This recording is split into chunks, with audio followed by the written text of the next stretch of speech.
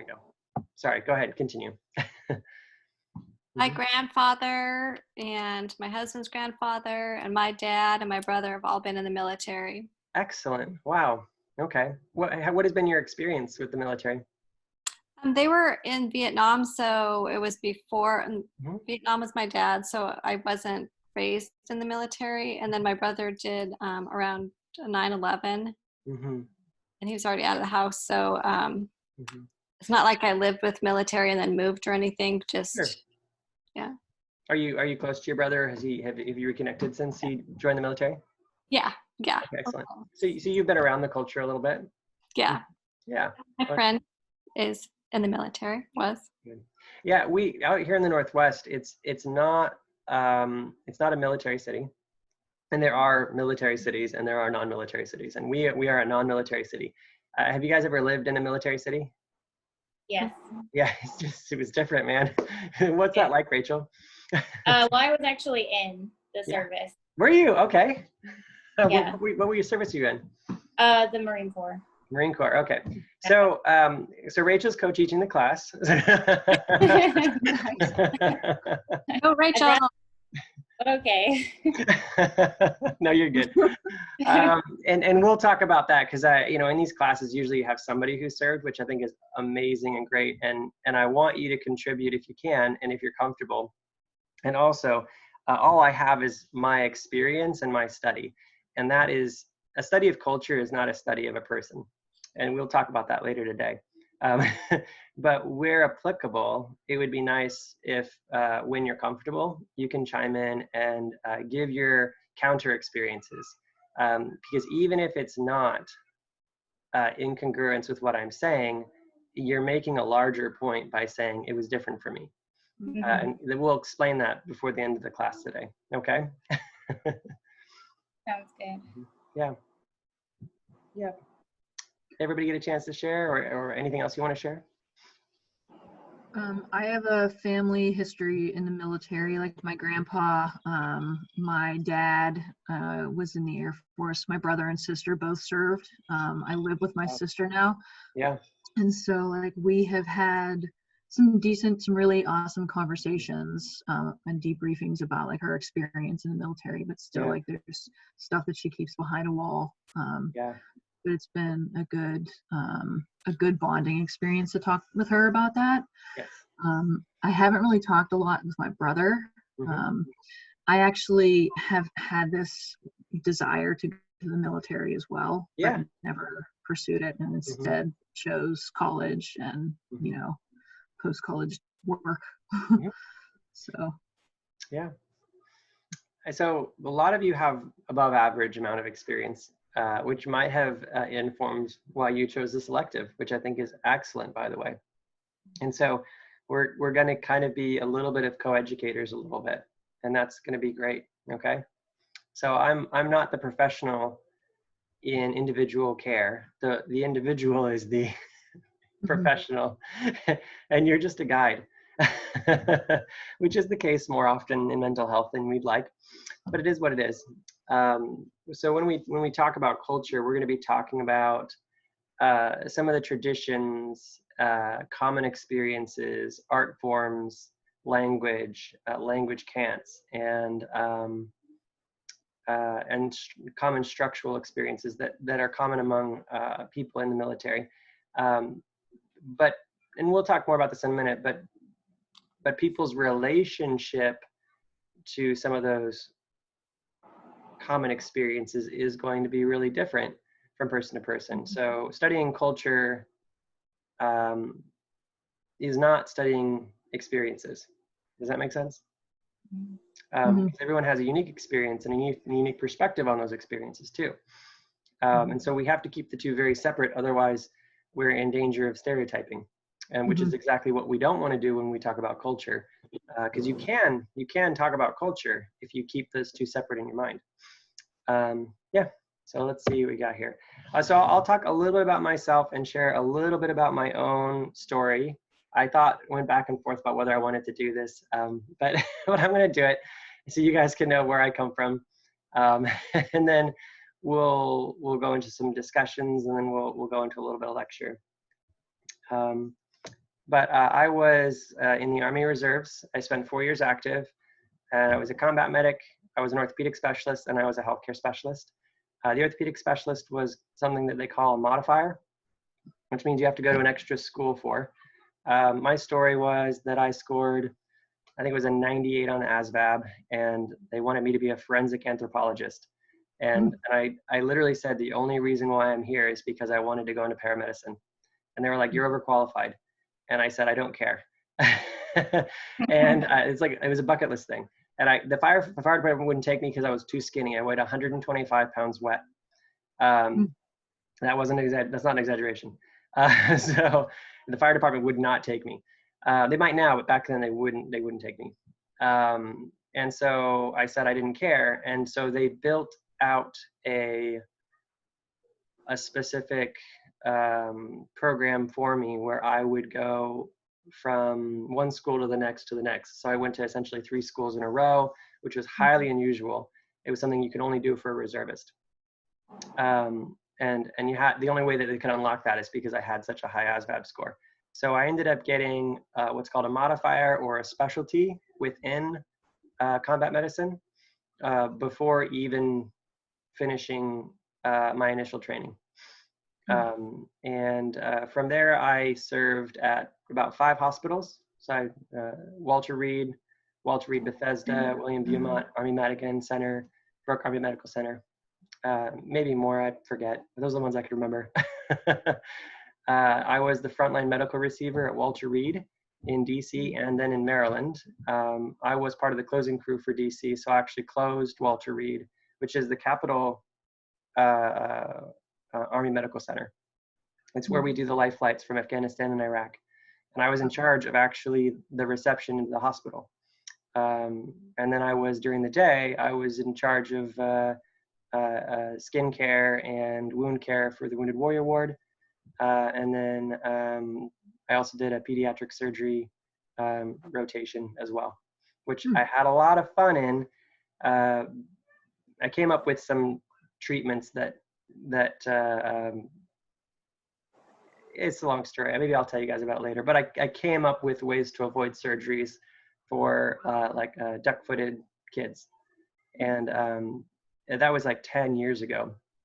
And I just started seeing that is now becoming standard practice. And so I'm like the cool thing is that Walter Reed is known for doing trend setting for the rest of the United States. I actually invented that procedure. I'm really proud of it. It was a really, really good doctor I was under who let me do things that normally you wouldn't just let some orthopedic specialist try, you know, but he let me try things. So, but it worked. And then I also had a knack for making scoliosis braces. And so I did that for the clinic. So, and then, so currently what I'm doing today is I'm a therapist, a supervisor, a clinic owner. I specialize in dissociative PTSD, early childhood trauma, and traumatic brain injury. I use neurofeedback, psychotherapy, EMDR, cranial electrostimulation therapy, and brain mapping to try to get those jobs done. And so if you have some questions about those at some point, we can talk about those. Yeah, but it's a fun clinic, I assure you. It's just hard to get insurance to pay for it sometimes.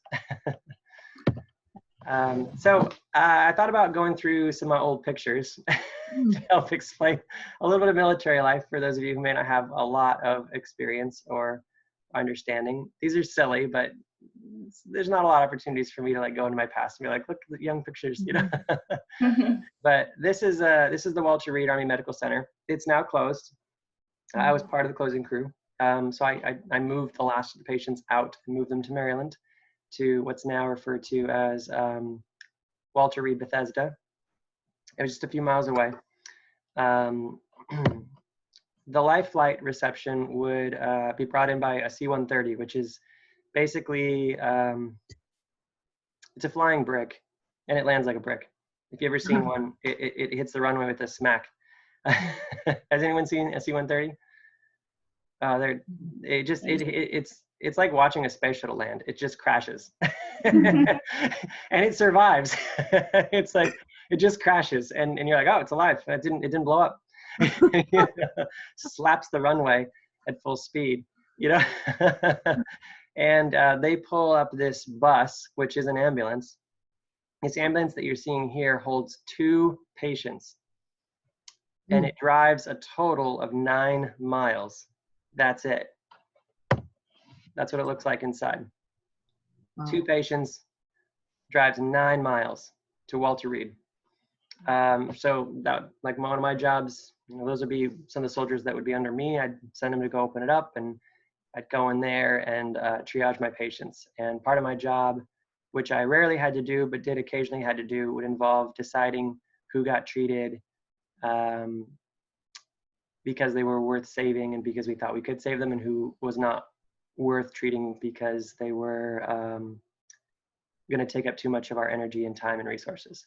That doesn't usually happen in the United States, but it can if you get wrong intel about life flights, which does happen because the intel on life flights is highly encrypted, and it's sent through some sort of secret channel, through some sort of secret device, and it's very much coded. And by the time you get it, it's very much it's like someone was bad at texting. That's what it looks like.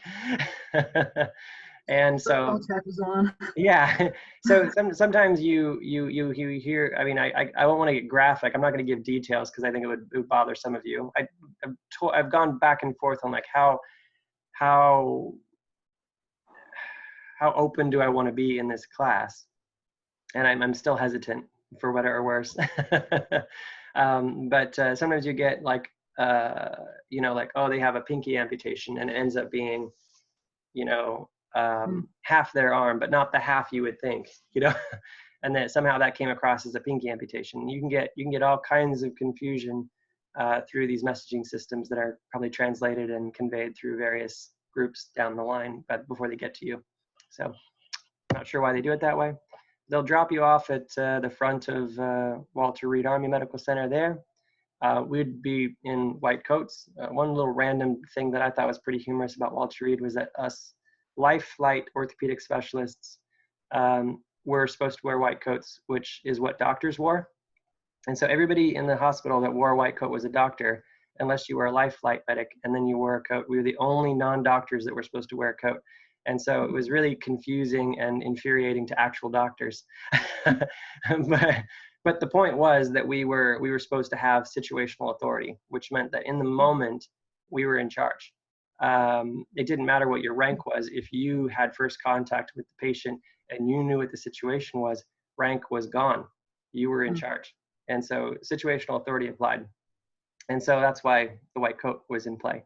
So having a little bit of power as an enlisted soldier, not common, but strange, little weird facet of the job. So military training and culture.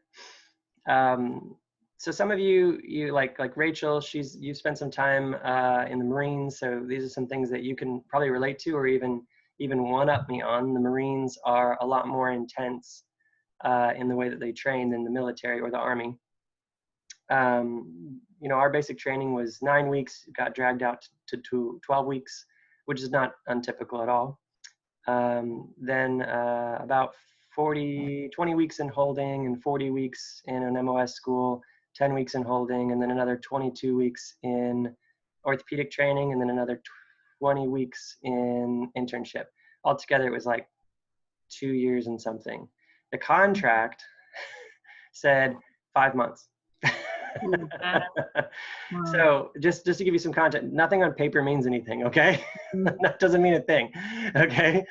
So I spent a couple of years in TRADOC, which is that category where you have drill sergeants and you have rigorous, intense training where they're yelling at you, where they're getting you up at 3 in the morning, where you don't have any control over your life at all.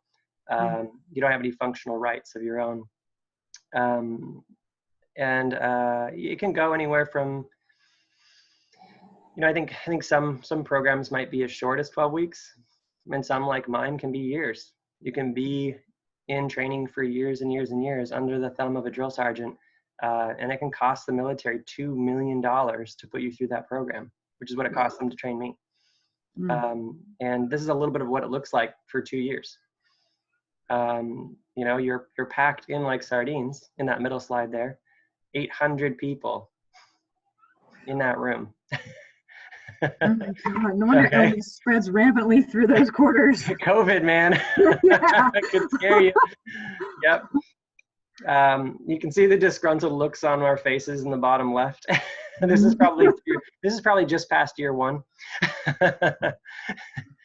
You know, it's a long story. Yeah. But you learn to be organized. We were just talking to Julie about this before we started. You might not be type A, but you will be. You know, you're going to learn to be organized. And this is just how you're going to look, and this is how your drawers are going to look. Everything's going to be square, everything's going to be level, and you're going to learn for it to be that way.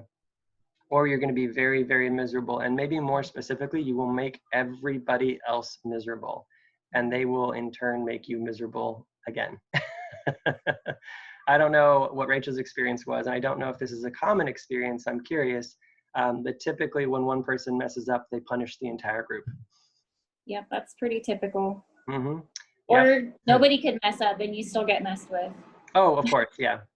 I had an unusually bad experience in basic training because I ended up in a experimental company, which I later, after getting my own security clearance, was able to confirm that it was a drug experimentation company as well as a sociological experimentation company. I won't go into details on that, but it messed with everybody to the point where people nearly died. People nearly killed each other. And the drill sergeants were so disaffected by the experiment themselves that they were having to conduct that a lot of them acted out poorly, and they're still in jail. So, and I actually filed the police report at one point that ended up starting the investigation. I won't go into large detail on that, but let's just say that it wasn't a walk in the park for your typical military boot camp. The Marines tend to go through something that's about that rigorous just by default, okay? So, but typically the Army doesn't. Typically the Army doesn't go through something that is such and I apologize for my language, but it's what they would say, such a mind fuck. Okay, it is just what, yeah. But anyway, so you need to learn fast. So if you have an MOS school, which for those in the Army, which makes up more than half of all enlisted and commissioned, meaning that everybody in the military, about half or slightly more than half, are in the Army. So a lot of them have schools they have to go to after basic training. And that's true about the Navy too, and things like that. But in these schools, a lot of times you have to remember everything that you're taught if you want to stay in. If you don't, if you're not able to remember absolutely everything that you read and absolutely everything that you hear, then you lose control of your contract. It doesn't mean you get kicked out of the military. It means that they just will decide what the terms of your contract are and where they want you to go. I happen to have been a pacifist, which caused a little bit of stress because I was pretty committed to being medical, being a pacifist. And the reality that I wasn't necessarily going to get to choose to remain a pacifist if I failed a test or if I underperformed on a practical exam. To give you a context, has anybody ever done like an EMT license or anything like that? No. So I had to get my NREMT, which is a nationally recognized emergency medical technician's license. I think they grandfathered it into an intermediate, so it was a little bit of a more difficult version. Typically, if you do that at college, it's 9 months of training, and on your first attempt, only 60% pass. From the point when we started school, we had to take the test in 6 weeks. And I passed. You only had 6 weeks to do what most people learn in 9 months.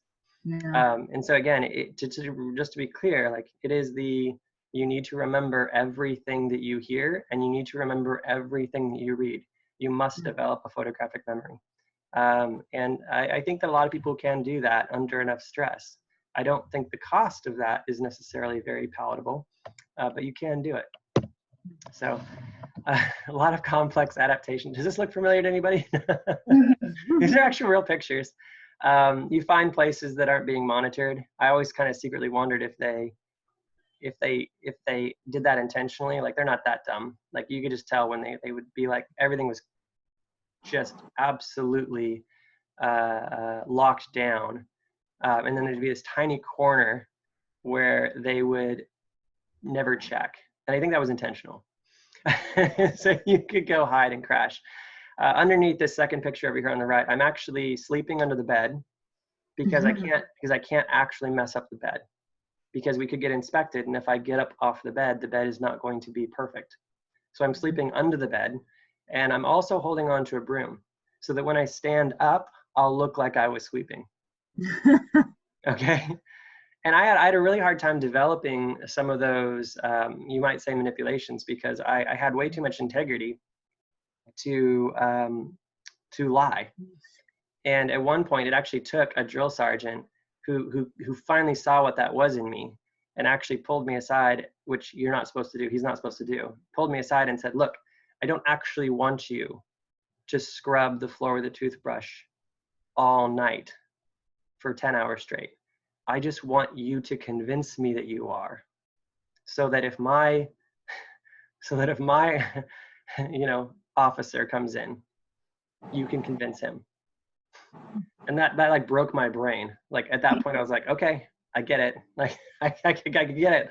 I get it. It gives me permission to sleep under the bed with a broom, so that when I stand up, it looks like I was sweeping. Complicated, really complicated. And again, in the military, there's a lot of things like awards and politics, and I, unfortunately, for better or worse, there are times when awards are less political, but half the time they are political. I happen to have a few of the political awards. There's some that I'm more proud of than others. Like, I have some challenge coins from Leon Panetta, the Secretary of Defense. I have his challenge coin, and then Raymond Chandler, the Sergeant Major of the Army, I have his challenge coin.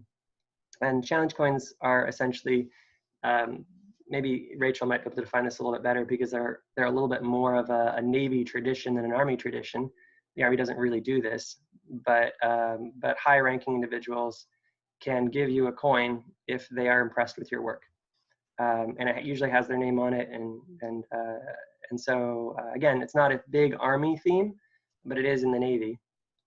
And I just happen to be doing a certain kind of job at Walter Reed, and I was working really, really hard when no one was looking, and some general in civilian clothes noticed.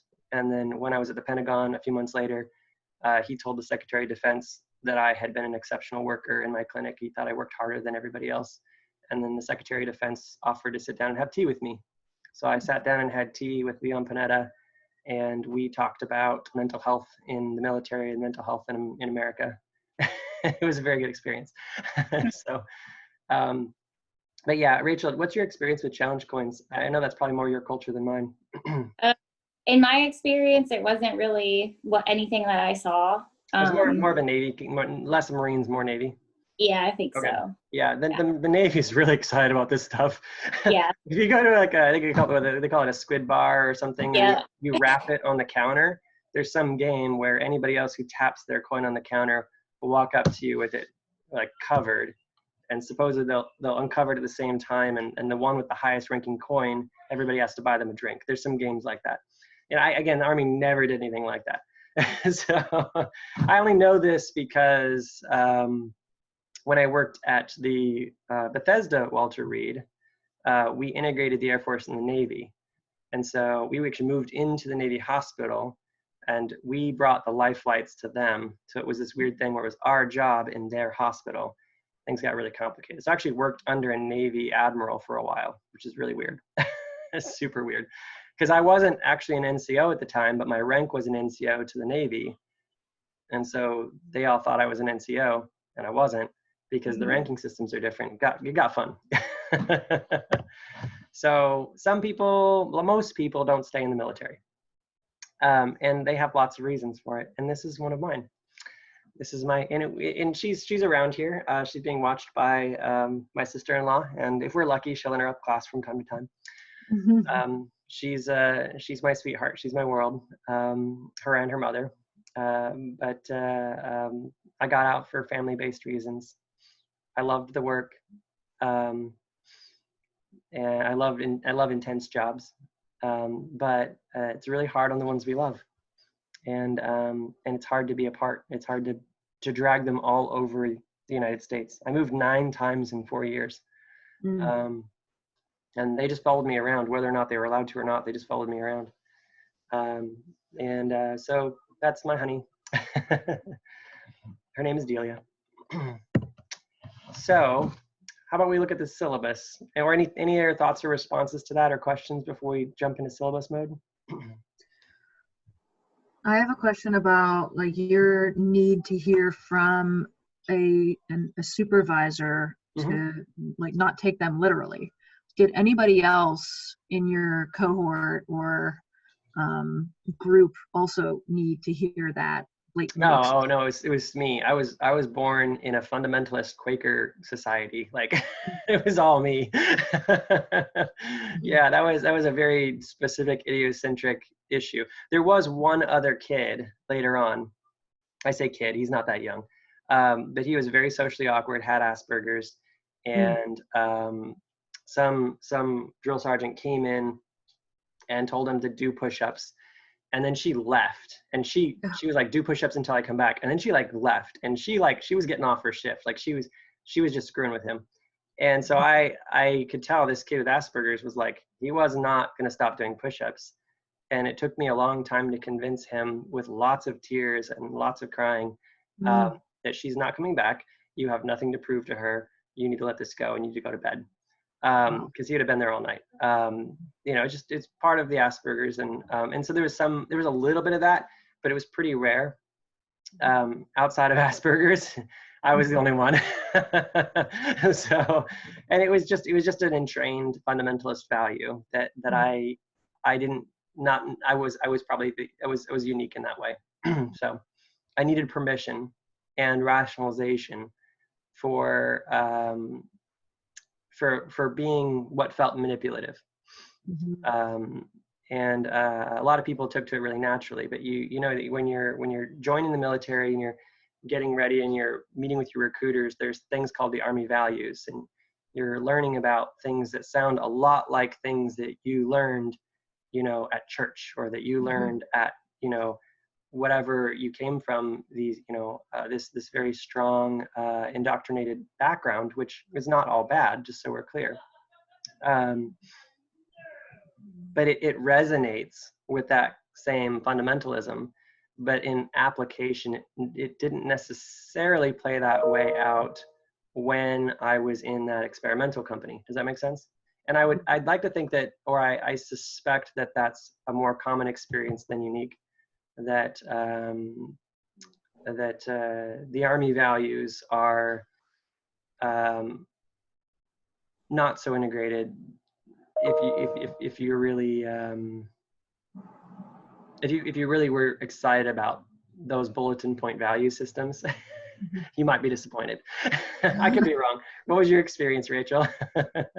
I'm sure the Marines have something similar. Yeah, we have core values for sure.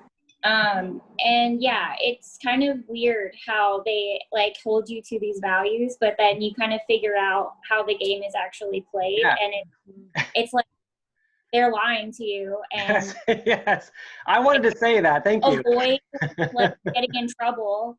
Yep. Even though like they may or may not have a real reason to be getting you in trouble. It's just part of like the mind manipulation. That's really the whole point of it. Yeah, they're not an integrated value system. Yeah, no. It's a game, and you learn that it's a game, and if you were really excited about there being value systems, you'd be really disappointed, like I was. Oh, yeah. Yeah, very, very much betrayed. Yeah, so it's frustrating, and I think I'd like to think that Rachel's experience and my experience are not outliers. I think that that's a little more common than yeah, I think that's common. So yeah. Well, let's see here if I can find the syllabus. Hold on a second. Can you still see the screen that I have right here where I've got the syllabus out? Mm-hmm. Okay, so we're just Yep. gonna walk through this. I don't know how much time we really want to spend on it because I want to make sure class only goes like another hour, and I definitely would like to get to some of the cultural discussions. But I also want to leave you guys feeling pretty oriented to the class, not so confused. I don't think it's a lot of work, and I also will be a gracious grader. You know, and part of it is I was told this was a 3-credit class. I was told that it was 3 hours of lecture. I found out only recently that's not true. Okay, and so I'll be a gracious grader because it's just a little bit late to change this stuff. But if you're here, you probably know the front page. Okay. The second piece, and I did update this already, so this is the updated one. Program outcomes and learning objectives that relate to homework assignments and the lecture. You can trace those if you want to. You'll see that if we go down to the actual, you can see that learning objectives and the course objectives correlate to the assignments and to the lecture. If you're into that kind of thing, let's see here. Okay. All right, so down to brass tacks. Things we're gonna cover in this class are going to be defining military culture, discussing key factors that make veterans and military members unique culture when considering healthcare concerns. We're going to list service-related PTSD concerns, describe the prevalence of consequences of military sexual trauma, which is a complicated one. I do have lectures on that already that we might steal from. Articulate service barriers for women and LGBTQ service veterans seeking healthcare services, which is also another complex and interesting topic. Wait, where are we? I lost my spot, didn't I? Oh, here we go. Okay. Okay, there we go. So, and then there gets another unit breakdown there. So you can read those, but it's similar to what we just talked about. So, and you can, we're just going to skip back here, but you can see that our course topics over the next few weeks, culture in the military and military in the cultures today, language and military structure is going to be next week, deployment and combat week 3, life flight recovery and disability week 4, families and spouses week 5, transitioning to civilian life and retirement, which is probably going to be one of my favorite lectures, so complex. Gender, sexuality, and LGBTQ+.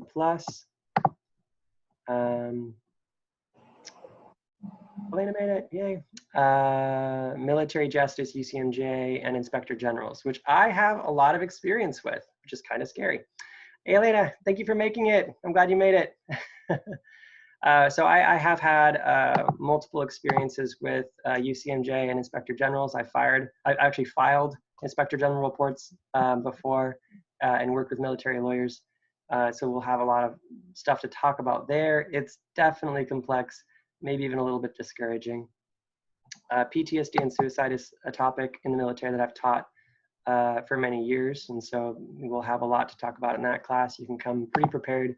There's a lot of the research out there and data I've already reviewed. And so you're welcome to just bombard me with questions on that day. Healthcare related issues, VA and resources. Just so you know, healthcare or mental health is integrated into all of this. This class is going to be specifically related to the resources that are out there. So we're going to be going over specifically like what free resources exist for them, how do they get connected to their local VA, how do they get connected to people who troubleshoot problems with their accounts. And then finals week, we won't meet, but you'll have your research paper that you can turn in online. Okay, let's go back to the assignments. Well, after we finish this part, Elena, we'll check in and say hi with you and get to know you a little bit. Okay. So participation is actually 20% of the class grade, and the way that you earn that is pretty simple. Show up, make sure you have an actual visual, you know, so we can see you. Is one of those things that if you don't say, people will turn off their camera. I know because I've been at online universities before. So we want to be able to see you and we want to be able to dialogue with you. So when I have a slide that says discussion, I'd like to see, you know, most people jump in, you know, most of the time. Not, you don't have to every time, but if you jump into 2/3 of them and contribute, you know, you're doing great. That's all you got to do to get full credit.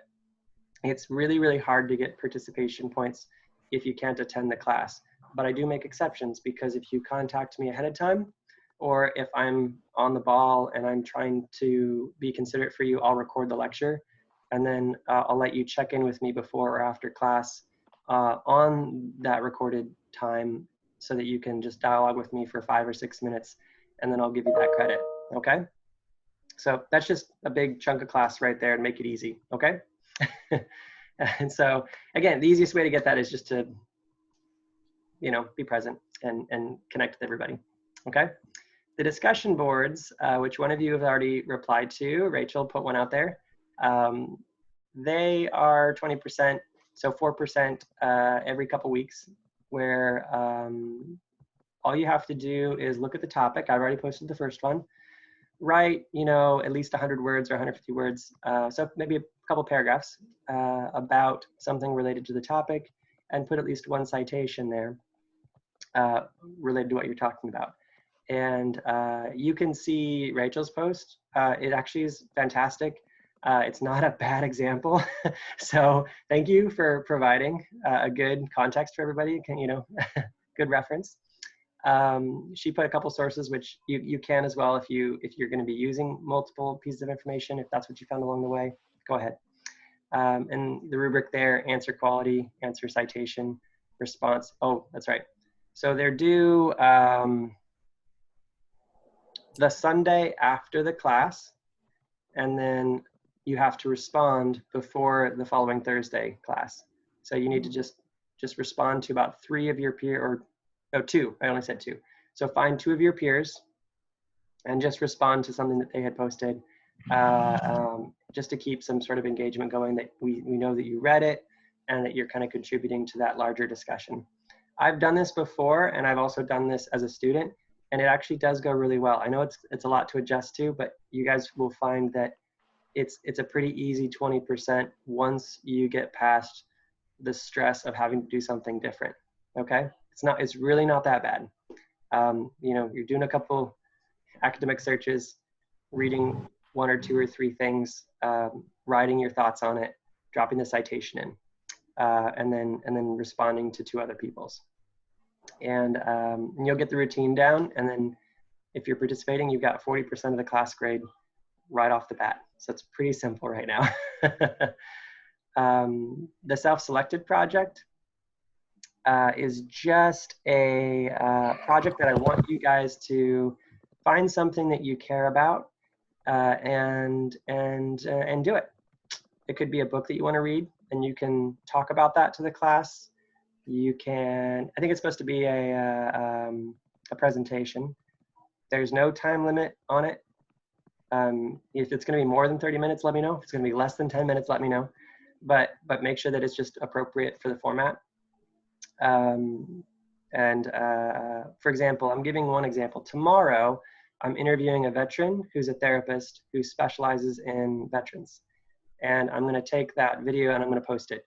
If you wanted to, you could interview a veteran, which I highly encourage, because we want more context. We want more examples. Part of the problem with this class is that we need like 10 or 12 examples of veterans to try to give you even a remotely close to well-rounded idea.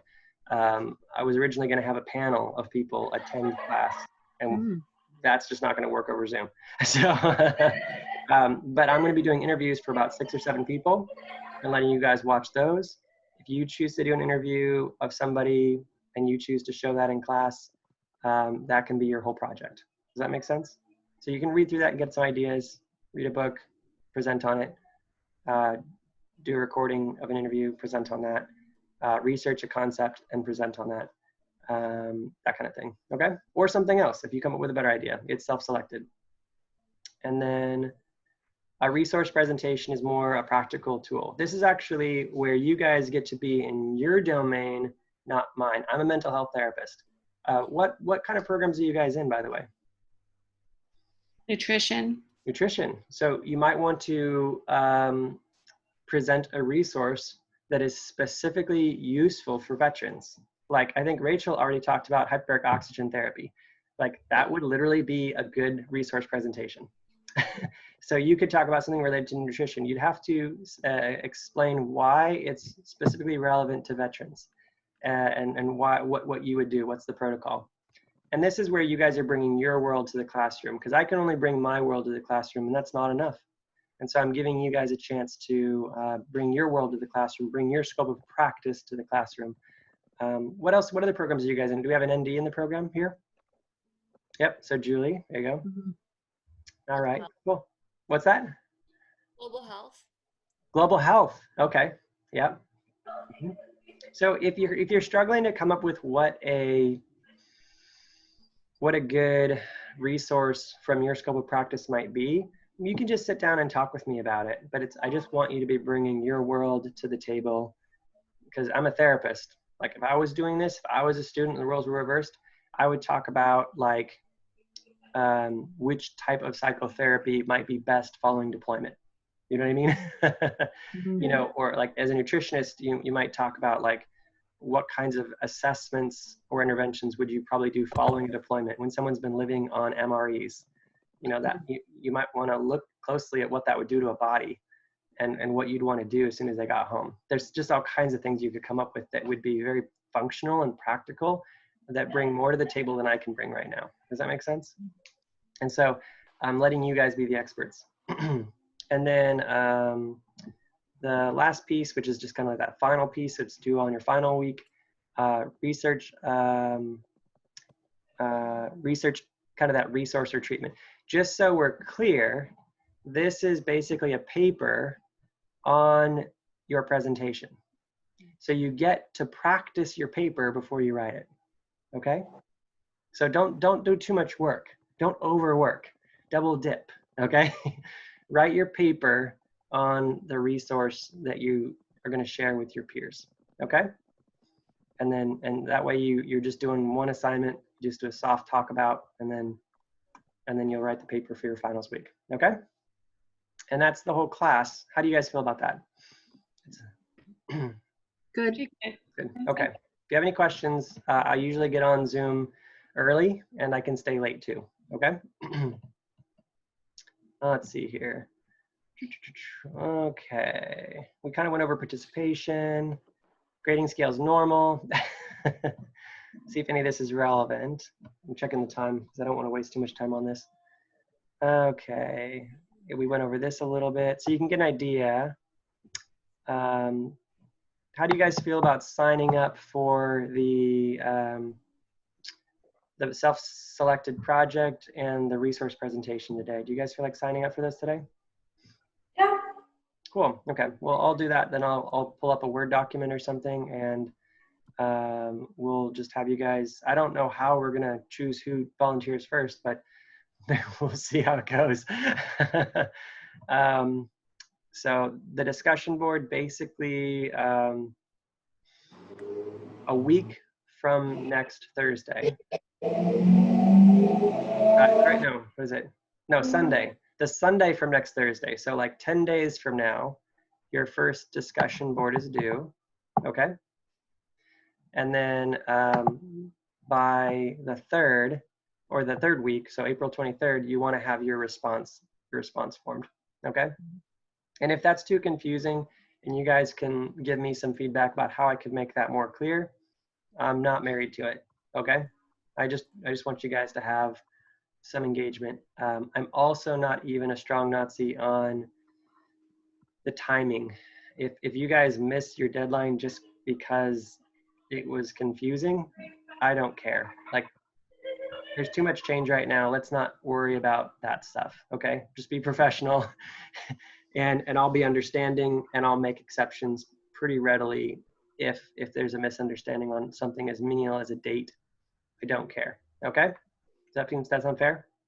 Yeah. I have a question though. Yes. So for the resource presentation, Mhm. is that maybe like a PowerPoint? That's a good question. Yeah. Let's look at the rubric real quick, because that would tell us. I'm trying to remember what I wrote in it. Let's see here. So right here, practical, professional, content, and research. So yeah, I think with the professionalism rubric, it might be nice to throw together, you know, a small PowerPoint. As I said, I won't be a I would prefer you focus on it being practical than fancy. Okay, does that make sense? Yeah, so so the PowerPoint or the presentation is more kind of highlights, because then you go deeper in the research paper. Is that correct? Correct. Yeah, consider this just like your kind of soft, rough draft for your research paper. And if we look at the times, you could find that you might present on your resource paper, 3 weeks before your research paper is due, or you might do it the week before. And so, I wish it wasn't that way, but it's kind of how it all fleshed out. And I know how this is going to go. Some people aren't going to be ready, or people are going to do it earlier or later. And as I said, we'll work with it. I'm not too concerned about it. I'm not going to be rigid on due dates so much, as long as it all gets done. Is that fair? Too much change this semester, anyways. So yeah, did I answer your question okay? Yes, that's Okay. good. Thank you. Yeah. So is the first assignment due not this Sunday then? It's due on Thursday? Let's see Because here. Mhm. yeah, that part kind of confused me. Yeah, it is a little confusing. I apologize. And I'm kind of doing it the way that the school that I attend does it. They do it this way, where they put that it's due on a particular week, but it's really due like a few days after that. So, like for example, it's better to do it earlier than later, like Rachel's already done. But it's due the Sunday after the class. And that's just because we are going to be covering some of these topics, I think. Well, yeah, I think that's what I planned. Yeah, I think that was the intention. Maybe I should go back and read it. Sorry, it's been a while. There's pieces of this that I've worked No, it's on. okay. Yeah. I think on Moodle it says the Yeah. 12th. That's where I got a little confused. Yeah, there was do the 12th? Oh, Yeah. Oh, was it? Okay. Yeah, sorry about that. I may have had some confusion there. This is what the syllabus says. It's due the discussion board. The answers are due the upcoming Sunday night. So I think that means that it's due a little bit later than it suggests. Does that make sense? So does that mean this Sunday or the next week Sunday? It means the next week Sunday. Okay, so it's think not, later. It's later. Okay. So it's if in doubt, it's later. But if you get it done earlier, then that's fine. Okay. But I'm not going to be super worried about it. Like unless someone's really chronically grossly late all the time, I'm not going to start making a big deal out of it. If you're late once or twice, I won't even downgrade you. It's just we're not going to get too concerned about it in this class. Okay. and then our responses are just due before the next class, so that we have time to read other people's posts. Yes, exactly. Okay. So you're kind of working on it the rest of the week. Okay. Yep. All right. So, yep, that's that. And there'll be time to ask questions, because your discussion boards you'll find are not nearly as daunting as some of you might be feeling. And then nothing's really due till week 5. So it's not, I don't want it to be a hard class. I want it to be primarily based in discussion and kind of exploring the topics through, experiences and research, and what we bring to the group together, or through the slides. Okay. So see if there's anything else in here worth looking through. Some of the basic things that still apply. If you need some special considerations, you can always talk to the student success services, which I would never discourage anyone from doing. But you're also welcome to just talk to me. I don't think I've ever not accommodated a student that needed a little extra help. But sometimes the student success services can do more than I can, because I can't actually extend past finals, but they can. I had that happen once. I got really, really ill when I was a student, and they let me finish the course over the entire summer. It was lovely. So you never know. Any other questions about the syllabus? Any last thoughts? Nope, we're good. Excellent. Lovely. Well, let's do, I think it's the sign up. Hold on, let's do, we're gonna do a little sign up here. We're gonna see if we can get away with just doing a text document here.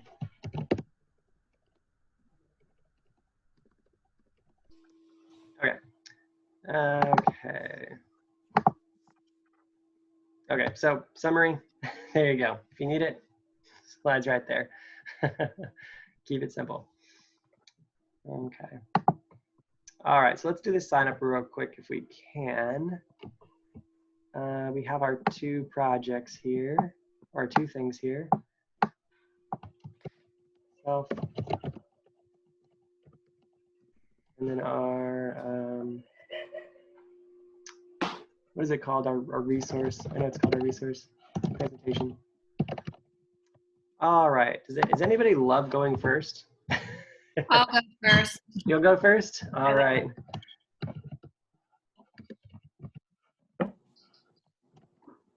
All right. I'll go next. You'll go next. Who was that? Rachel. Rachel. All right. I'll go after Rachel. Okay. I'll go after Alana. Alana.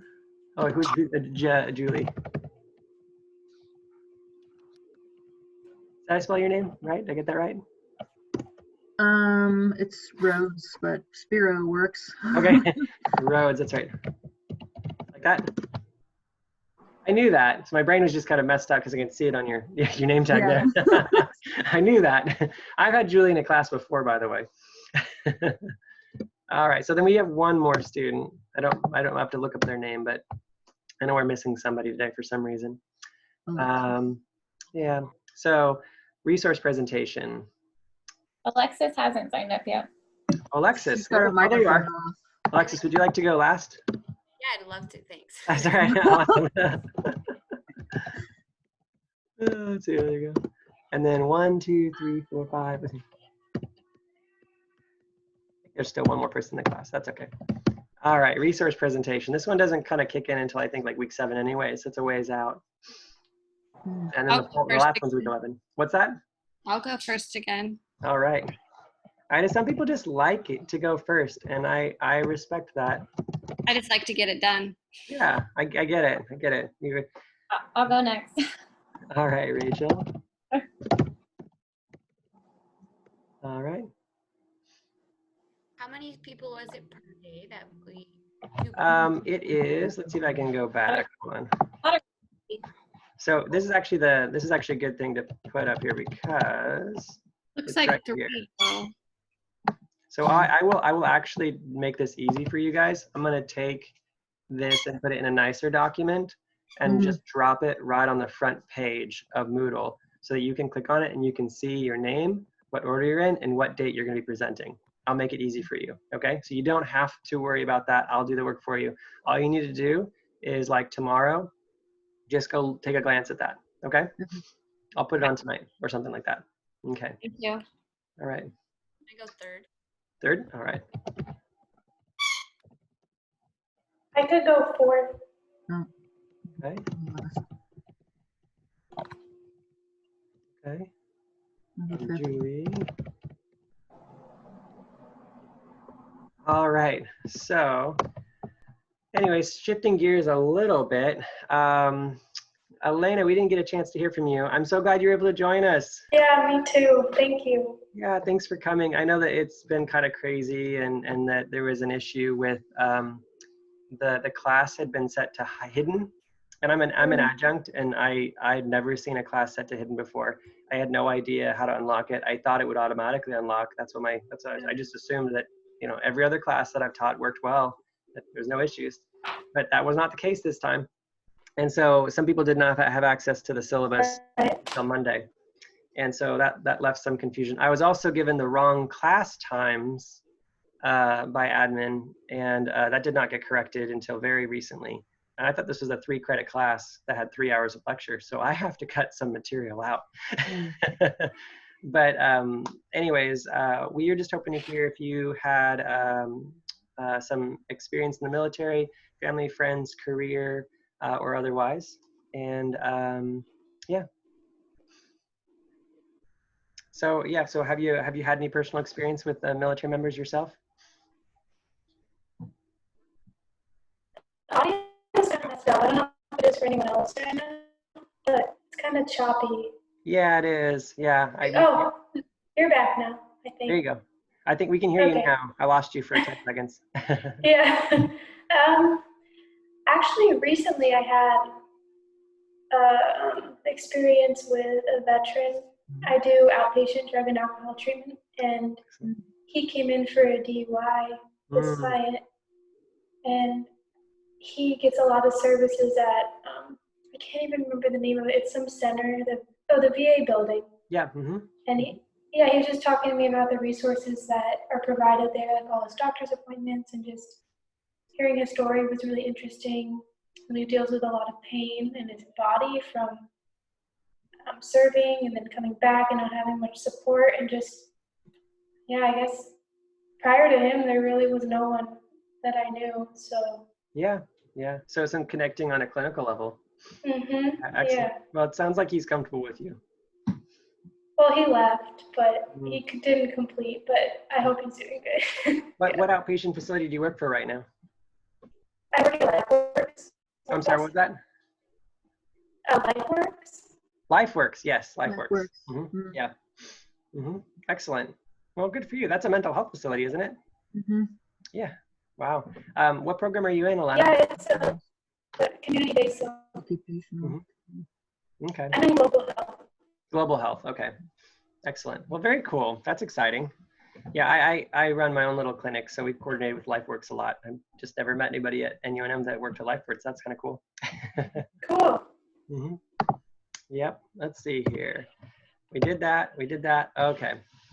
So we kind of went through this a little bit before, but you know, it's kind of a strange thing. Like sometimes you have to actually sit down. I don't know we're going to have an issue with this particular group, but that kind of debate that you could almost have over like, is the military a culture? You know, and sometimes you do run into that in cities where they're not a military town. Inside of a military town, I think it's kind of obvious their culture. And for those of you who've lived in a military town, you know, it's just really strange, not strange, but different in that people talk differently and they engage differently. And there's posts on like military discounts for service members, and people thank people for their service, and going out in uniform is not necessarily unusual. That it can be extremely common. You could see 1/3 of people in a restaurant in uniform in some cities like San Antonio. It's just how it goes. But do you have anybody you can just contribute to this, because there's no comprehensive cohesive answer, but what makes up a culture? Like what ingredients?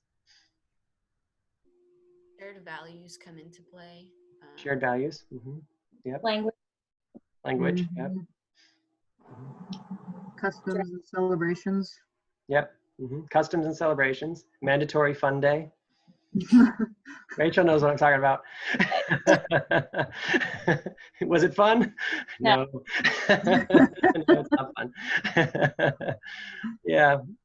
There's cants too. Like cants are a term that I really, really like, and you're probably not going to hear the term language cant or cant outside of my class, but I think it's very, very valuable conceptually to understand what a cant is. A cant is a subtlety that is not noticed to someone outside of the culture. It's not thought of as an irregularity. It's just a slight, not even oddity, it's just a nuance that goes unnoticed. But within a culture, it does not go unnoticed.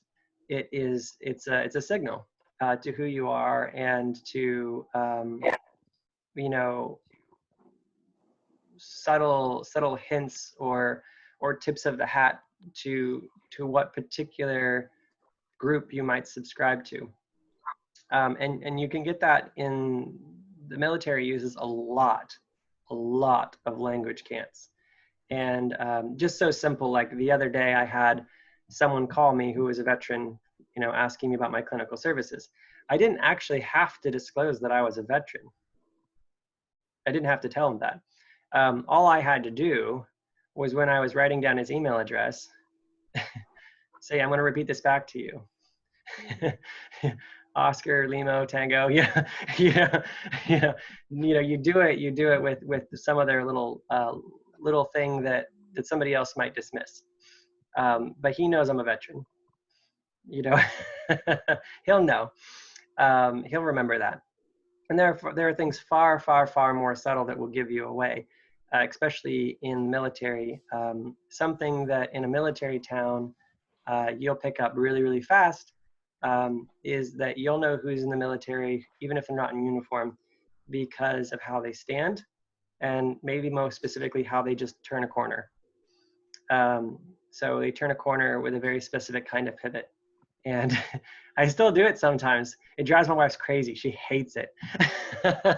I'll turn that corner, that little shift pivot, and she just knows. She's like, oh, you can't not do that, can you? I'm like, what did I do? You don't know you're doing it. Things learned under pressure and under stress tend to be a little deeper in the brain, and you just can't unlearn them.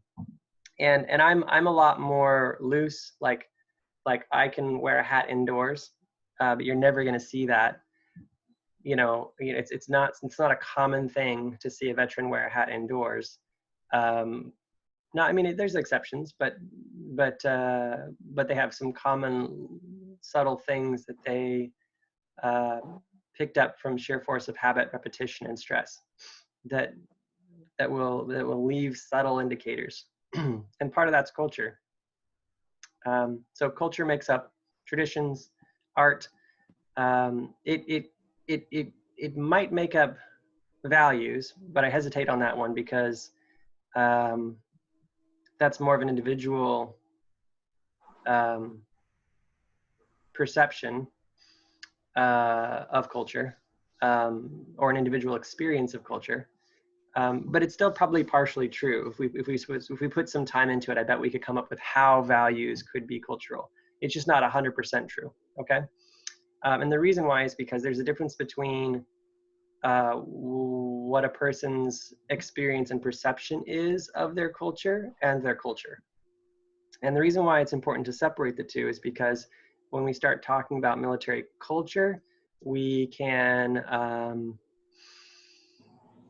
sound like we're stereotyping if we don't do it right. But if we talk about culture correctly, we aren't going to be stereotyping, because we're not going to be telling people what their perception was, what their experience was. Does that make sense? We want to separate the discussion of people's perceptions and experiences from the ingredients that made up what their experiences and perceptions were built on. Does that make sense? That's the difference. And if you can do that, then you can talk about culture without getting prejudice or without getting, what's the word for it? Stereotyping. But that requires you to separate the two. I don't know if they teach that in cultural classes, but that's the difference. It does seem to be somewhat muddy, though, either way that it, Say again? The distinction, or I think still, I'm sure when talking about it and learning about it, Yeah. to talk about it seems like it's muddy waters either. It can be, but I think that, at our level of academia, we need to learn how to do it. But it can be. If you do this with undergraduates, they're gonna get problematic real fast. Not all, because that's a stereotype too, but as a general rule, your experience as an instructor is that they're gonna say some pretty inappropriate things pretty quickly. Yeah. But we have to learn to talk about these things. Even though it's muddy waters, we have to learn to do it right. Because if you don't try and you don't figure it out, then you're just throwing the baby out with the bathwater. We have to talk about culture. We have to. Culture makes up kind of the art forms, the traditions, the ingredients of the experiences, and the ingredients that help them construct their perspective. And so we'll try to talk about them as separate. Okay. and we will address individuals' experiences, and we will address individuals' perceptions, and we will allow, maybe most importantly, there to be a wide variety of individual experiences and a wide variety of individual perceptions built on what will likely be a random assortment of those ingredients that we're talking about. Not necessarily all of them, but a random assortment. Because again, only half the US military makes up the Army. So we might talk about the Army a little bit more, but really that's not gonna give you an accurate perspective then. Does that make sense? Because there's Coast Guard and Marines and Navy and a lot of other stuff. And now Space Force. What was that, Julie? Specialization in Yeah. those units as well. Yeah, so More like elite groups. I don't know much about like what kind of specialization you get within the Marines. I'm sure they have them. The Army has things like, you know, Rangers Mhm. and Special Forces, and they have their own language camps, and they have their own subcultural, you know, cultures, traditions, art forms, language camps, different ingredients to their experiences and perceptions. And they play little social emotional, language camps back and forth that other people who aren't in Ranger school don't actually understand. Mhm. And it's not that big of a group, but they still do it. It's pretty awesome.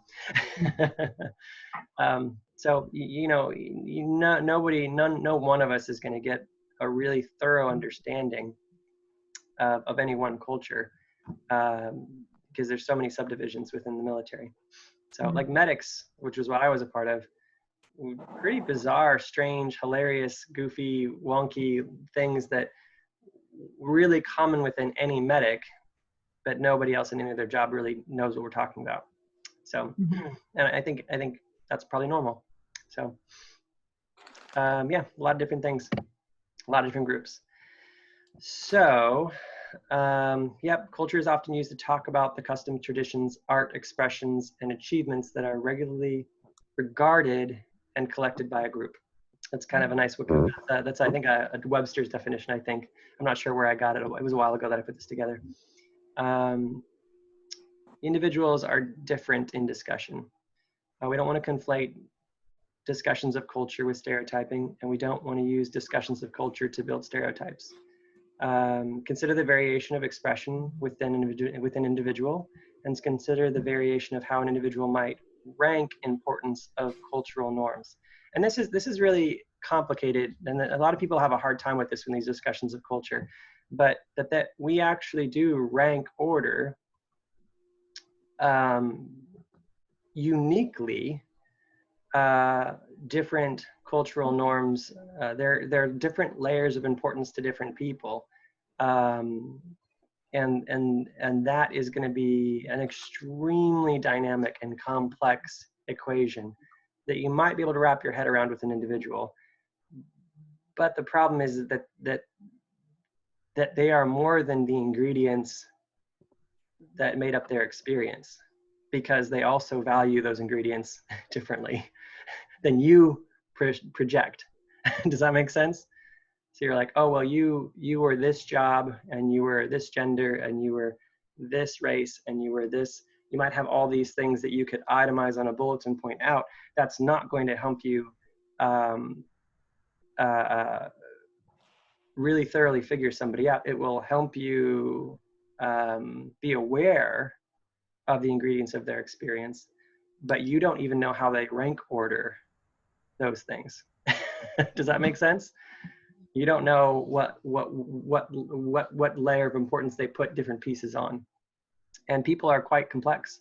You can have people who really break your expectations of how they rank order their cultural norms or their cultural experiences. It will be quite different than you expect. And I'm probably a good example. Like I don't come across as your typical veteran, and that's partially because I had a very different cultural experience, and I regarded experiences as far less valuable than other people did, and then I integrated and accepted things that other people found more menial. And so just, everyone takes away different things. So 2 things: awareness and openness. So that's the integration of your left hemisphere of your brain and the right hemisphere of your brain, okay? Which is almost always where it goes, okay? It almost always goes to use your left brain, but don't forget about your right brain, okay? And use your right brain, but don't you dare forget about your left brain. And it's really, really hard because most interconnectivity in our brain is measured by nanometers. But whenever we're talking about a left and right function, we're talking about 4 inches. And oftentimes that's the hardest thing to do, is to try to keep some of these complex left and right brain processes together. Awareness and openness should be simultaneously being used. Everybody is a study of one, meaning that there is no group that you can shove somebody into where they can now make sense to you. They are a study. They're a study of one. They have their own unique experience of their own culture. And then awareness, the ingredients that make up their experience should be known to you. So you do want to know the ingredients of their experience. You don't want to assume their experience. Does that make sense? So relationship or experience of those ingredients is not known to you. Anytime we engage someone with that consideration, without that consideration, we're stereotyping or have a prejudice. It's just a good way of understanding it, wrapping your head around it. And that you can probably take some of these principles and apply them more broadly, and I think it would probably not get you in trouble, okay? Oh, there we go. So that's all we got for now. Excellent. Well, we still have 25 minutes for class. So I'd love to know a little bit more about what you guys are hoping to get out of it. Julie, go ahead. Can we have a bathroom break? Like, oh, please, yeah. 3 minutes. Let's do like 10 minutes for bathroom break, and then we're gonna come back and talk about what you guys would like to get out of this class. And I'm actually gonna be writing that stuff down, okay? Yeah. And I actually have to fix this heat because my house is like 100 degrees right now. I don't know why. So let's take 10, okay? Okay, thanks.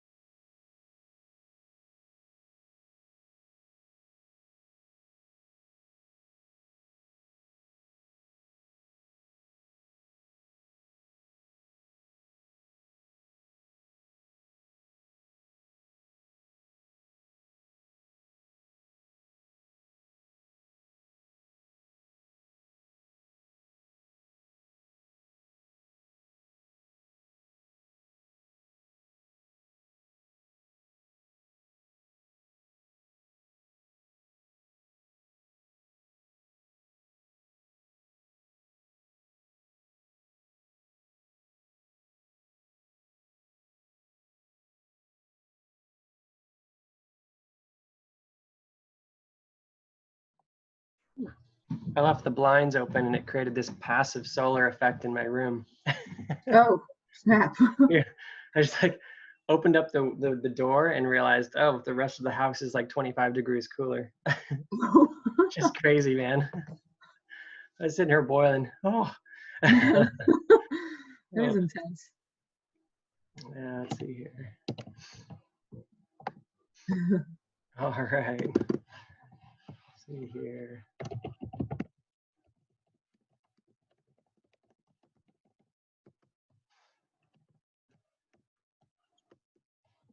Whew.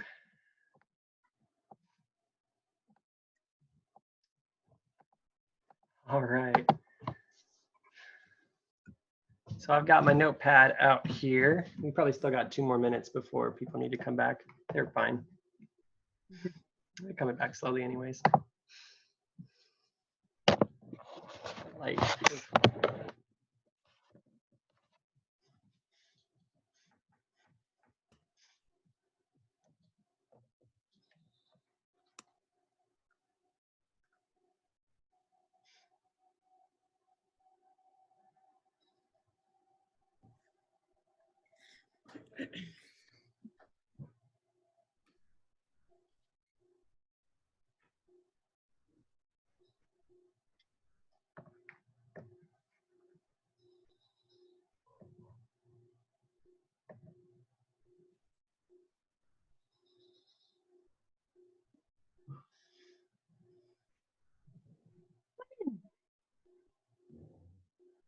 so I got contacted regarding my lapsed EMS license, the NREMT.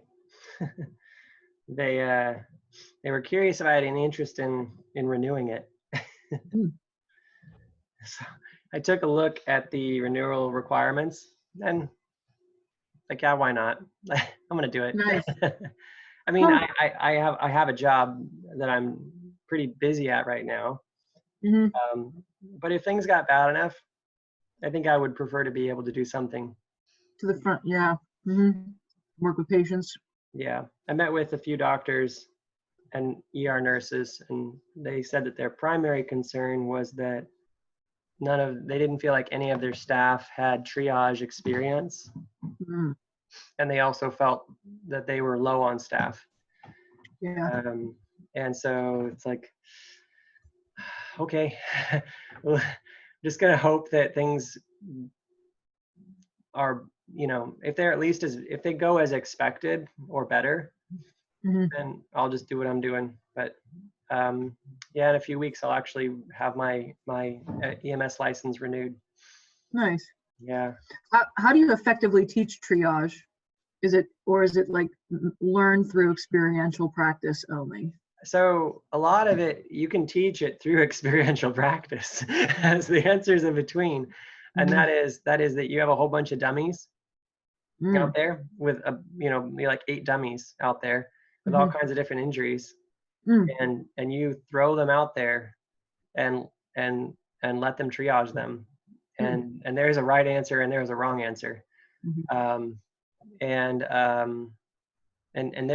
going to change up what you have available as your like resources. So they'll give you a medic bag that doesn't have certain equipment, and which is literally the problem that we're going to be facing in our city, is that we're running out of supplies. Resources. Yep. That's a problem that probably won't get better.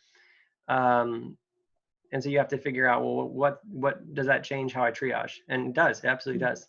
And we're not used to that in the United States. It doesn't usually happen in the United States. It can in unusual circumstances like the life flights though. And so, so yeah, it's not my preference to go back into emergency medicine, but I'm going to have my license again. Yeah. That's happening. We'll I've see. heard, sorry. Go ahead, you're good. I've heard that they're comparing the circumstances at hospitals, like in hospitals in New York that are getting a high influx of patients. Yeah. I've heard that they're comparing that to military emergency and like the fast pace of it. Would you would you do you see that association? You recognize, or you like resonate with that association? Yeah, Like, well, there's a big cultural difference between military medicine and traditional medicine. And traditional Mhm. medicine, like in hospitals, they try to mimic the military, Mm. but the reality is that military medicine is far more adaptive.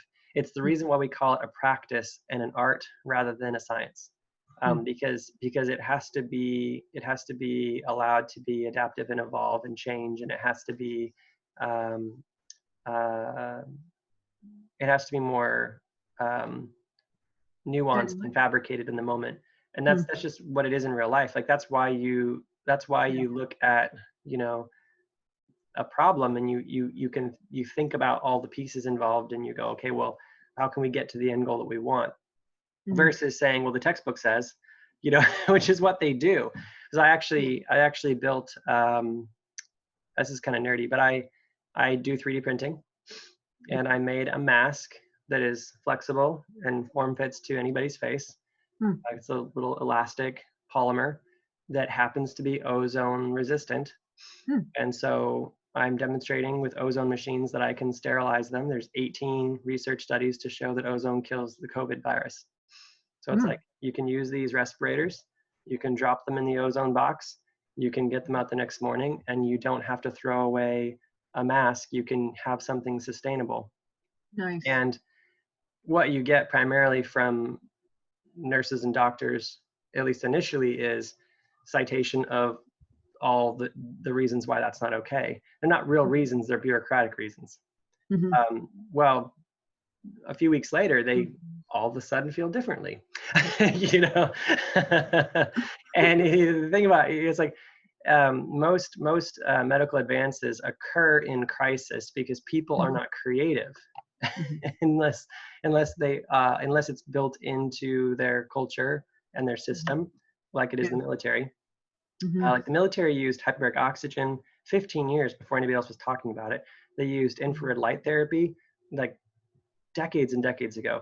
They used bone stimulators, which are still not mainstream used. The medical applications they have can keep a tourniquet leg from dying 24 hours after you put the tourniquet on. We can bring the leg back with no permanent death or function loss.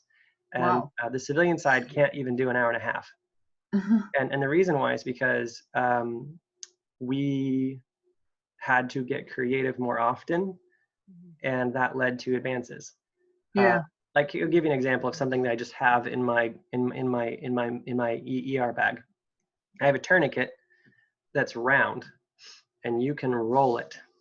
Okay, you can roll the tourniquet. That could be used for a lot of things. Like, for example, if somebody is blood volume loss, you patch the hole, you can roll the blood out of their legs and out of their arms and push into their chest. We don't need their limbs to have oxygen, not for a while. We can push that somewhere else, and we can, you know, they'll be fine for a while without oxygen. Let's push it into their chest where they need it. Or you can roll it up to increase, or you can roll it down to increase blood pressure when you're trying to get a vein on someone who's hard to get access to. There's all kinds of options that these rolling tourniquets are just like, oh yeah, that makes perfect sense. Why don't we have this in every hospital? You know, when I did I didn't actually put that on my thing, but I actually went to Haiti after the earthquake, and I worked with a lot of different medical systems in Haiti, and they were not prepared for making up procedures. They were not. I was probably like the least experienced, least credentialed person there, running around coming up with all these harebrained ideas of how to create a splint and how to make a cast, and, you know, how to treat wounds, and like I think there's like a baby with thrush. There was a baby with thrush. We didn't have the medication that they needed. And so they just said, well, tell them they have to go to a hospital. And it was like, the hospital is a 12-hour drive. That'd be, I don't know how many days walk that is, but that's not going to happen. So I said, well, why don't we just take fluconazole and do a 1/5 dose, crush it, suspend it in water, and just use an eyedropper. And it was like, they were all just like shocked, like, you can't do that, you know? You know? But you know what I mean? Like, no one's just like thinking off the fly. Like, you just make it up, man. Like, yeah, it's better than nothing. They're following protocols. Yeah. Mhm. Yeah, protocols. What about the rules? We're in Mhm. Haiti, guys. Like, Yeah. Rules are out the window. yeah. It's funny that moment, by the way, there was a doctor, a general practitioner who had his own clinic back home who was with us. Mm. His brain like broke in that moment. He like actually Aw. broke. He was like, I could just see him like things had stalled. And he was just thinking and thinking and thinking about that. And 40 minutes later, he's doing brain surgery in the back of the pickup truck. Like Oh, wow. he was like, I get it. Nice. I'm gonna do it. So, and it's like, so can I scrub in? We're like literally crawling into the back of a pickup truck. Oh, wow. You know, he's like, because he was so like, just go to the doctor, just go to the doctor. I was like, they're not gonna do that, you know. Mhm. But it's a different mindset, and we are watching our current medical system make the transition from rigid textbook thinking to to an art and a practice. And I'm Yeah. watching that happen right now. It wasn't appreciated a few weeks ago, Mhm. and now they're starting to become that. And I think that we'll be more rich for it. I'm not saying that this is a good thing. I'm just saying that there is some subtle silver linings that we will. Yeah, there's some subtle silver linings in this that maybe if nothing else, pain causes endurance, or pain can cause resilience, which is a small prize at the end of it, but it's something. Mhm. So yeah. Anyways, sorry. I'm very, very involved in the medical community currently, making the medical supplies. There's 600 of us printing medical supplies for the hospitals. Oh, wow. Yeah. So Cool. pretty excited about it. It's a good hobby. Mhm. So what would you guys like out of this class? You can't see it, but I have a notepad open and I'm going to be taking notes. And I'd like to know, just because you know, you all have complex reasons for being here. The first thing that's on my list is I want to give you guys practical tools working with veterans. But what else can you guys name that I could record so I can be mindful while I'm building out the slides or while I'm editing the slides?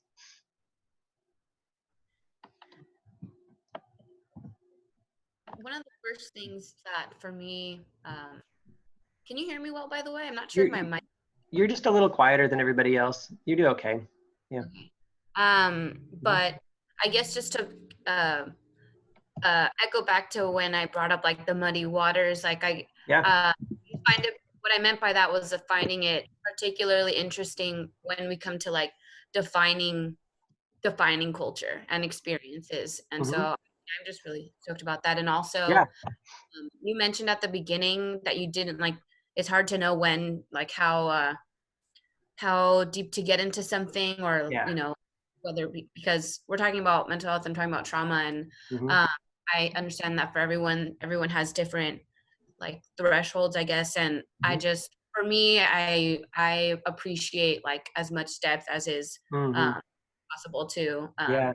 Well, part of the strange thing with that, Alexis, is like talking about the language. I'm not someone who swears. I don't have any objection to swearing, but it's like, how much do we talk about the language they use? And I think Rachel is smiling because she knows that the veterans, when they come into your clinic, they will not. They'll do two things. One, they won't filter much for you. So you'll be exposed to it either in this class or not. And then two, they will still use all of their acronyms and shorthand and complex language, the jargon. They'll still use it in front of you, even if you don't understand it. And half of them don't care, and the other half don't realize that you don't get it. The result is the same either way. You know? So I appreciate that. I wrote down, we're defining culture, and you want to go deeper. You'd rather go into the deeper side. Okay. And that I hesitate on too, just because talking about like healthcare, I know that the lecture I have on like sexual injuries doesn't go visually graphic, but it does go in terms of like medical trauma and description, not like graphic description, but it does go into the medical aspects of it a little bit more detailed than some people would tolerate. But like, yeah, as I said, I'm not here to shock you just for shocking you sake, but I also don't want to caretake you and hold, you know what I mean? Like I have seen hundreds and hundreds of blast injured survivors. Hundreds. I've treated hundreds and hundreds. I was the first person to treat over 100 patients. I was the first person in the United States to see and welcome over 100 patients into the United States who had more than one amputation. Many times they didn't know that they had an amputation, and many times they didn't know they were going to the United States. So it was like, what? I'm in the United States? And then there was another surprise coming when they realized they had an amputation, or when someone had to tell them. I've had many, many experiences like that. And I would, if the desire is to go deeper, which does mean more, I do need permission. Does that make sense? So I appreciate that. I'm not going to do it just for shock factor, though. Does that make sense? Yeah, which is more from just a from not like caretaking, like you said. Yeah. I get as much as we can do from like an educational standpoint. If it's applicable, we'll go into it. And some of that is, again, the vulgarity of some aspects of deployment. Like going deeper might mean talking about the experiences of deployed veterans when it comes to sexuality, masturbation, and pornography. That's one of those things that you could beat around the bush over that, or you could just be really direct with what their experiences are. And when I say experiences, I'm not talking about their behavior, because I'm talking about what the ingredients of what they observe, regardless of what they choose. Does that make sense? Now we could talk about what they might choose, but we're going to talk about what everybody observes. And we can go deep on that if there's consensus that's what we want to do. That could make this a little bit of a very vulnerable class, and a very a class that'll leave you away going, it can make you feel a little heavy. But if that's the consensus, I'm content to go there, but I do need permission. Does that make sense? So I'm glad you brought that up, by the way. I really am. It was good. I personally just liked to know the mental health aspect of everything that we're going to talk about. I just am totally into mental health, and excellent. And so that's what I'd like. That's particularly something that I have scope for, and so I'm uniquely qualified to make sure we bring that to the table. So because I am a psychotherapist, a licensed psychotherapist, and so very, very happy to very easily bring that to the table. That's great. So I imagine that you'll want to know a little bit more about maybe treatment modalities. Is that possible? What you're talking about? Yeah, I mean, all things mental health. All aspects of it. My risk is in not. I'm not at risk of not covering that. I'm at risk of letting that dominate the conversation. Okay. Hopefully that's a good thing. We'll see. Yeah, that's a good thing. When I finally graduate, I want to work with people and talk about how their gut health affects their mental health, and so all aspects of mental health. I will probably pay you to tell me all about that when you graduate, because I would love to understand that. If anyone is really good at that, I want to know who they are, because I know that that's a big deal. I just don't know who's got it figured out. You know what I mean? But I'm sure that that's a big piece of it. So, yep. I'm looking forward to, if you choose to do a presentation on that, that'll be exciting for me. So, anything else? I'm curious about young adults, maybe I'm really excited to just hear your experiences as a psychotherapist, but aside from that, 18, 19-year-olds, you talk to any of them, and it just kind of popped into my mind. I wasn't thinking about this before I got into the class, but just their experience compared to older veterans, and just how times have changed, and things that you've seen. We probably need to take, you're right, that's a really, really good idea, to make sure that we outline the differences between someone who serves for 3-4 years into their early 20s, or even or someone who is 40 years in. And that the very big difference between the two. Huge difference between the two. Yep. And isn't there a difference too between people that served like World War I, II, Vietnam, compared to people that are serving now? Because what I don't know personally, but what I've seen or heard on the news, it seems like those that are maybe Vietnam vets, they're more the ones that are like homeless or on the streets. But then people now that have served are more people that seem to kill themselves. Yes. The younger generation. Yes. It's like, yeah, the suicide rate is just shocking. Like if you knew how many soldiers actually died every year, you'd probably cringe.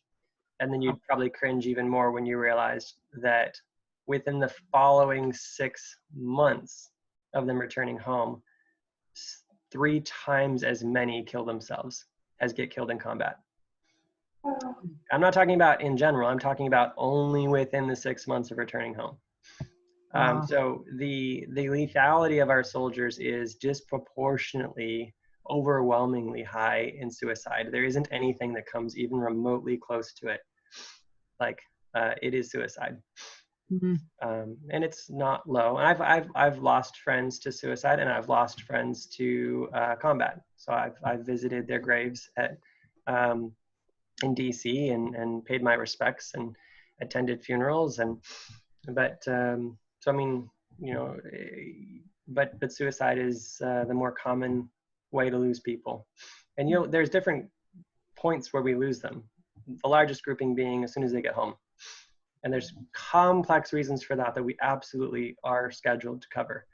But then there's also other groupings, like when they retire, you're also likely to lose them. That's another grouping of where you'll lose them. You're also likely to see more suicides right before they retire. And there's complex reasons for that too that we're going to talk about.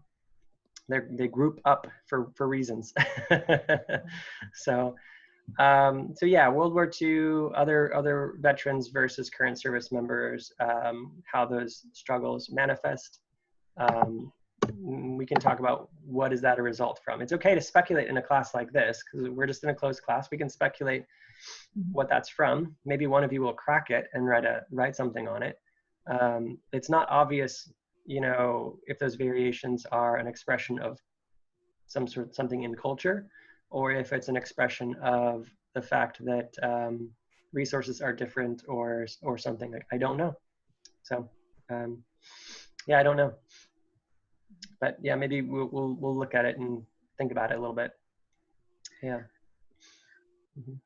I think I would like to learn about ways that we as medical practitioners and healthcare practitioners can make ourselves way more accessible to military and veterans who either come back directly after serving or are looking for, you know, medical support. Yeah. Great. How we can attract them, because I think a lot of veterans are possibly avoidant of going to see medical practitioners. So like, how can we market to that population to bring them in and have them feel like safe with us? We'll cover it again, and I'll make sure, because I wrote it down. But in short, there's a certain demographic of people that will see you if they're fairly sure that you'll take cash and no one will find out. Does that make sense? Yeah. We'll talk about that. But, you know, that's complicated. And I know I had a security clearance, and it was not a secret that there are no secrets. And so we'll talk about, if you want to do something like that, what should be your protocol? Does that make sense? Yeah. Like maybe your phone should be off. Maybe the battery should be out. Maybe it should be rolled up in a towel and shoved in your drawer. Like that's kind of crazy, but you don't really know much about the person that's coming to see you. And I could tell you within a scope of what that they could do to get that information if they wanted to. Does that make sense? And some of that is paranoid. I get it. It is paranoid until it's not. Like, you know what I mean? And you don't know. You just don't know that if some colonel wants to come see you off the books, you know what I mean?